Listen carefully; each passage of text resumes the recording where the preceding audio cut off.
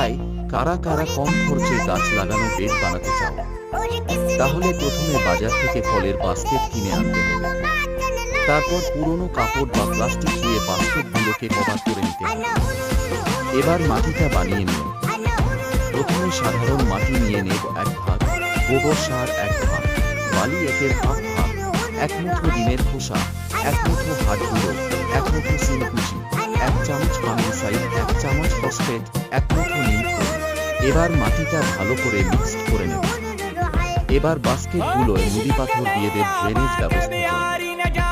তারপর মাটি দিয়ে দেব এবং ডোবা থেকে আনা কচুরিপানার একটা মোটা লেয়ার দিয়ে আবার 1 লেয়ার মাটি দিয়ে দেব। এই কচুরিপানার লেয়ার যত মোটা হবে বেডের মাটি তত হালকা এবং উর্বর হবে। এভাবে বেড বানিয়ে 2 সপ্তাহের পর গাছগুলো লাগাতে হবে। তোমাদের যদি এই টিপসটি ভালো লেগে থাকে চ্যানেলটিকে সাবস্ক্রাইব করে দিন।